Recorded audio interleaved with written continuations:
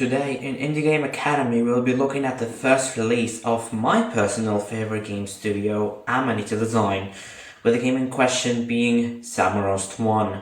Back in the year 2003, designer, artist and animator Jakub Dvorsky founded Amanita Design in the Czech Republic, and in the same year he released his first ever artistic masterpiece, Samorost 1, originally as a Flash game, and in 2021 it was remastered as a freebie on Steam. The story and objective of Samorost 1 is quite simple. You traverse through various landscapes and guide a little gnome guy around the sections. You also have the freedom to interact with almost anyone and anything. There are even some background details that I didn't notice on my first playthrough, and only after playing again I realized you can click on literally anything. You start off on this very floral planet in space. The white gnome in the observatory notices a meteor flying straight towards the planet, and to prevent a fatal crash, he sends himself in a rocket. The rocket makes a safe landing in the rogue meteor's surface, as our first sight of its life is right in a hill filled with what looks like a group of harvesters. And right in front of us is a harvester who is slacking on his job and risking a fire hazard. Eventually he'll get tired of too much lung destruction and he'll drop down his pipe, which somehow can be used as a key to power up an elevator.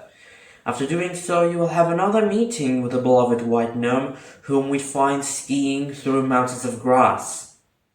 Don't ask me why that's a thing. Right where he stops is a sign. You can change the direction of the sign to tell the gnome where to go. Choosing to go either right or down will make him get out of the landscape and you'll have to call him again. If you choose to go left when one of the harvesters is not in the way, you'll help the gnome complete a part of his path and continue to the next section. The gnome has a rough landing on the roof of a wooden house and loses his keys. But he's still alive. On the other side of the room, there's another house where a peasant is waiting for the fish in the lake to bite on his bait. Soon enough, the peasant will come outside and collect the fish. He'll immediately take it to his house and devour it in less than 5 seconds, and will throw its skeleton out.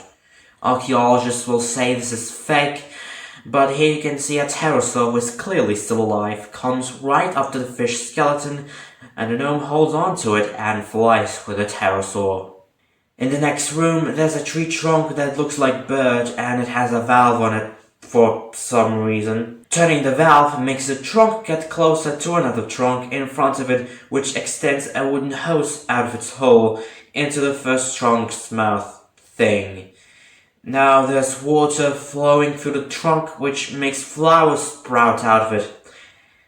Okay, I would really like to know what Jakub was smoking when he made this.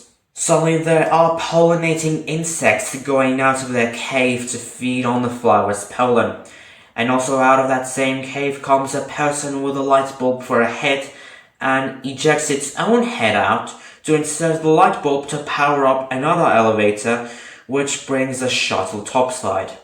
The gnome gets inside of the shuttle and descends to the next very woody section. In this room, there's an animal who wants to listen to music, but can't because there are worms making noises everywhere.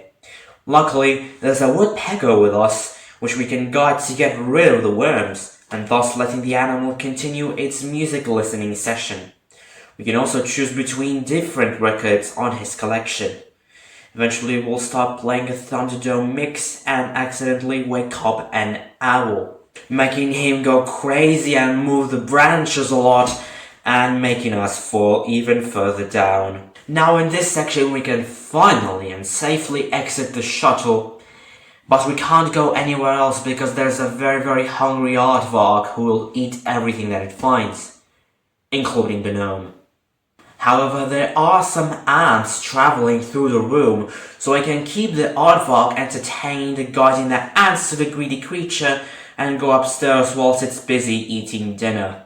We'll come across a building with a locked door and an electrical panel that we need to use to unlock the door.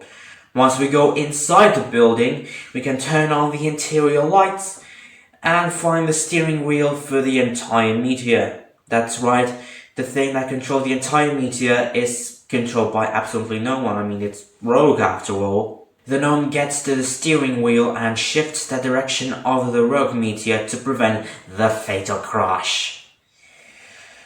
Once the meteor successfully dodges the planet, the gnome retakes the rocket back home, concluding the mission and the game as a whole, leaving us with the credits. And that, ladies and gentlemen, is the entire story of Samorost 1. How cool was that? Now, before you all go into the comment section and go, "Oh, this game is so weird, I'd rather play Call of Duty, this game sucks," I would like to remind you that just because a game is considered odd, weird, or unusual, because technically it is odd, weird, and unusual, you just seen it yourself, that does not make it a bad thing.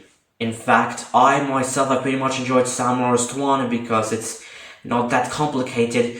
You do not need to learn 1,000 control combinations, and that, combined with its original odd style mixture, makes it a great game. Now, this was the first game made by Amanita Design, and all their other games after Samorost, I consider them to be artistic masterpieces as well. And I will gladly show you them in the next episodes, because this is all I have to say for today. Negative1 out.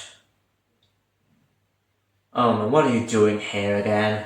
Hey friend, are you telling them about my adventure? Oh, yeah? Ooh, nice.